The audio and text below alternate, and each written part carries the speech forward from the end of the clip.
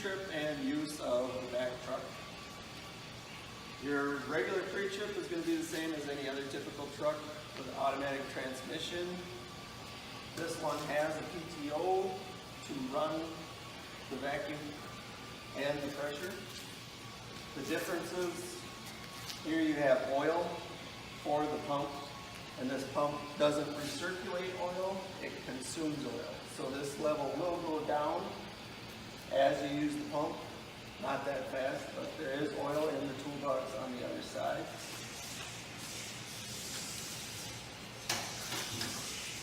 Controls for the pump are inside this lid.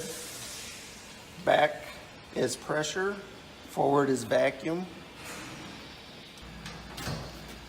Inside you have a temperature gauge that if you keep an eye on, you might have a cap on the glass that you'll be able to read it, but it should run under 200 to 220. If it runs above that, you have an issue. It's cooled by antifreeze from the engine, and if you're over the engine temperature, then something's not circulating. Up here is a pressure release valve next to your tank gauge. When you switch from vacuum to pressure, you're going to need to release the vacuum before you can change the pump, and vice versa. If you're going to go from pressure to vacuum, you need to release all the pressure before you can switch to vacuum.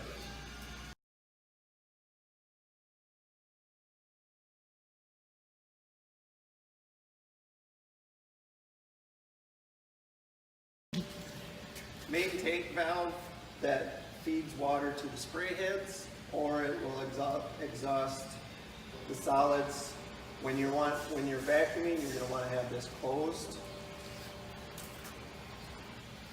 And this valve is where you would attach.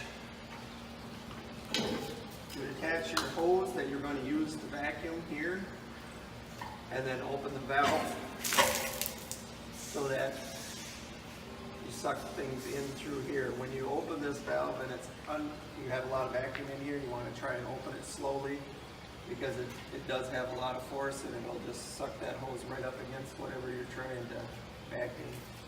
Over here in the toolbox, we have a grease gun, extra oil for the vacuum pump, antifreeze coolant, and a couple of adapters. There's one like this already on the 3-inch suction hose, which you'll need to attach. This is just a spare. This is an adapter that will go on the back. We'll go over later for expelling solids. And this is an adapter which you can use with this, so that you can use a 4-inch hose when you're going to expel solids.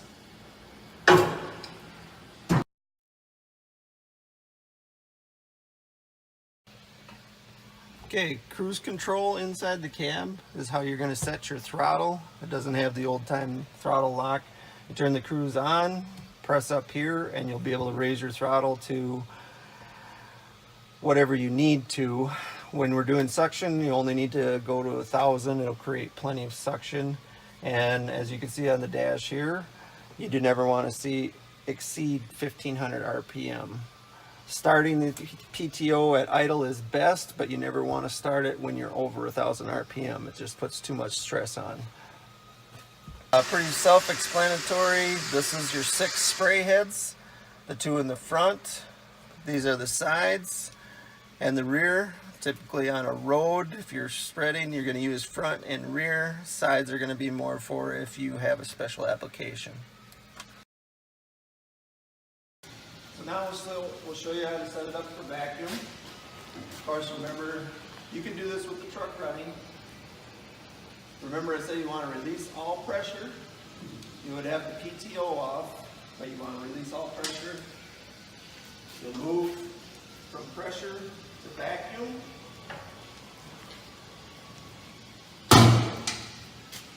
Then you close this back up. We'll check the rear. When we vacuum, we want this closed. And we'll have an gauge indicator now. When we build up the vacuum, we'll come back and show that.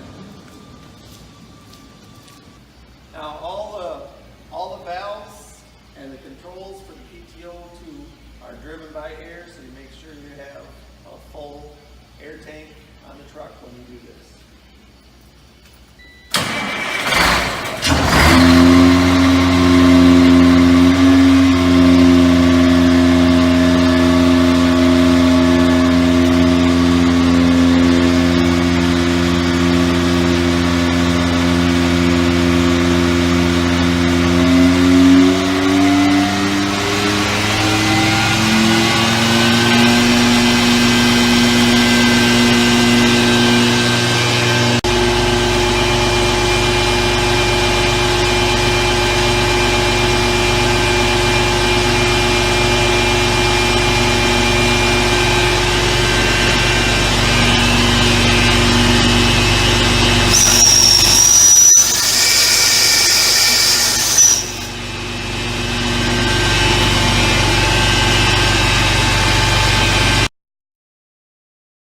Okay, now we're going to set it up for pressure. Again, you can do this with the truck running. The PTO just needs to be off. You're going to release the vacuum.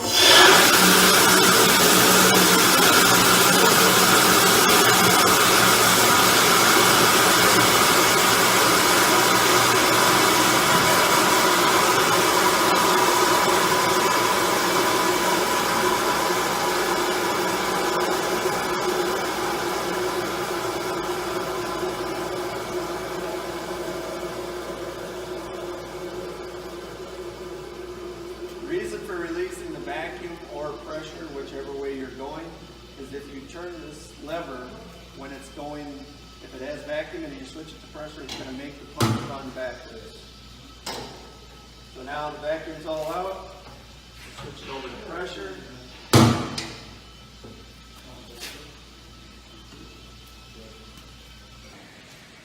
When you're building pressure, this valve can either be open or closed, but you're not going to have anything to the spray head until it's open.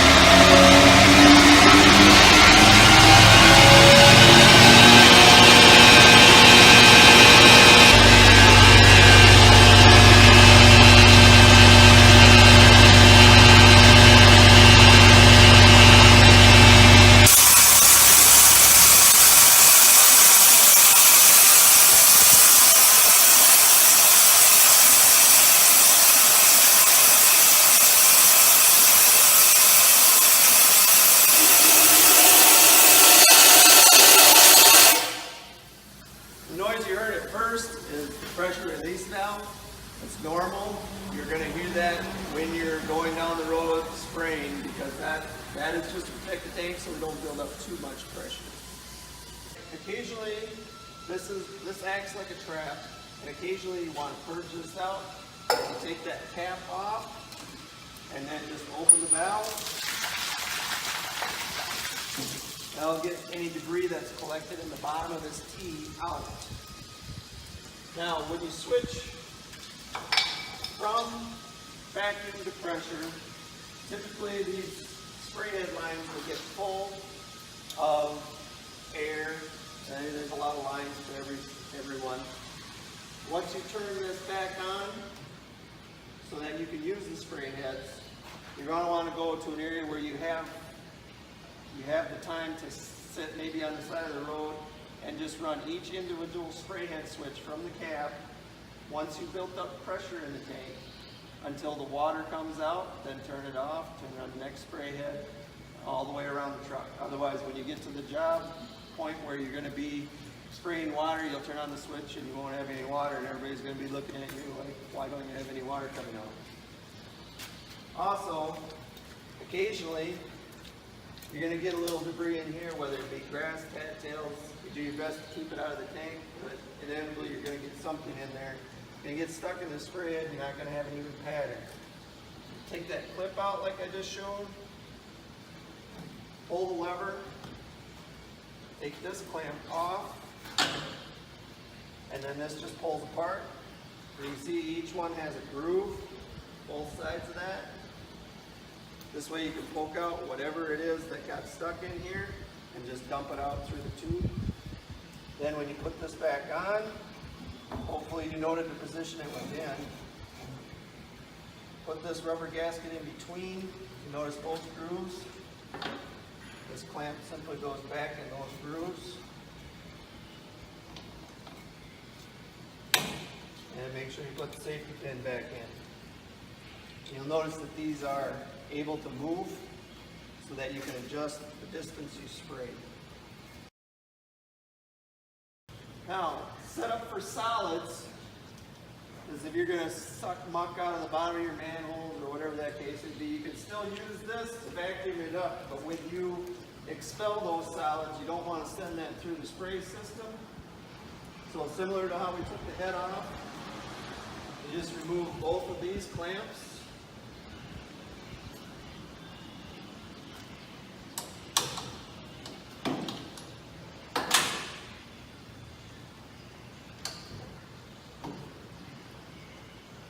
Take this unit off and set that clamp aside, don't lose it. You only need one rubber to put this on. This was located in the toolbox earlier. Goes on just like this.